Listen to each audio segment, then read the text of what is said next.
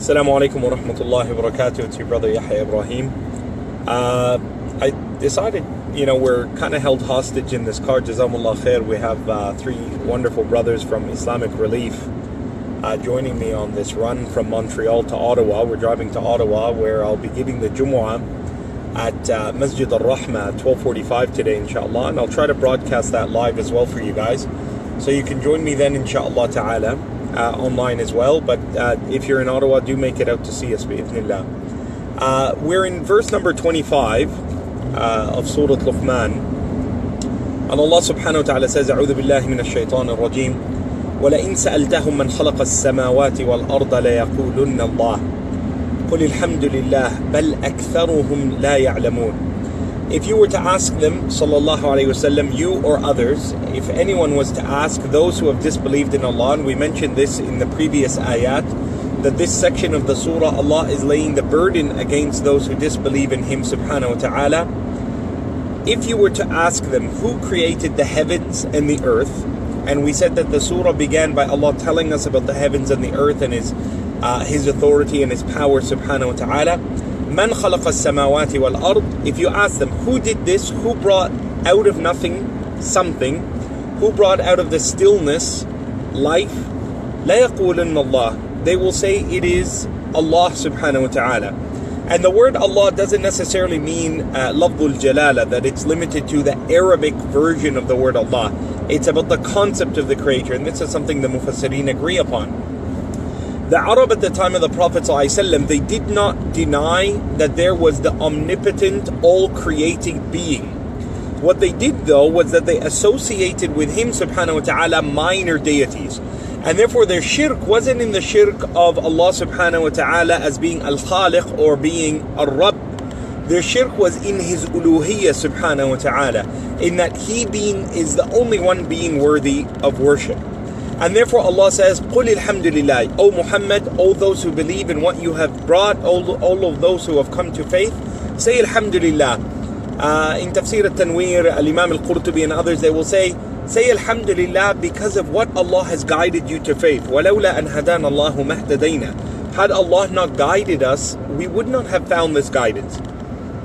And therefore, knowing Allah subhanahu wa ta'ala is not just simply ma'rifah. It's not just that you say, yes, there's a creator to the heavens and the earth. That does not remove your burden from being accountable to Allah. So you must know that He is the creator subhanahu wa ta'ala, believe in Him in as such, but then you must transcend that and move to the second aspect of our tawheed, which is to single Him out only in worship. What good is believing that He's the creator of the heavens and the earth, He's the one who has put everything into place, and then you still worship other than Him? You manifest belief in something other than the one who you have already pre-assumed and presupposed and accepted is the only creator of the heavens and the earth. And this is what the mushrikeen would do. For this reason, you see verses in the Quran, قُلْ يَا أَيُّهَا الْكَافِرُونَ. They would come to the Prophet ﷺ and they say, listen, we'll believe in your God for 1 year and you believe in our God for 1 year. And Allah subhanahu wa ta'ala says, respond to them. قُلْ يَا أَيُّهَا الْكَافِرُونَ لَا أَعْبُدُ مَا تَعْبُدُونَ. I would never worship what you worship. And because وَلَا أَنْتُمْ عَابِدُونَ مَا أَعْبُدُ. And because you have that mentality where you can assume you can worship one God 1 year and another year, it means you will never actually truly worship Allah subhanahu wa ta'ala. قُلِ الْحَمْدُ لِلَّهِ. Say Alhamdulillah for the ni'mah of Islam, for the ni'mah of Iman.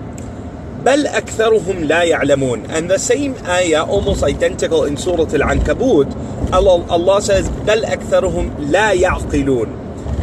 Most of them do not know, لَا يَعْلَمُونَ. They don't have sure knowledge and they don't understand.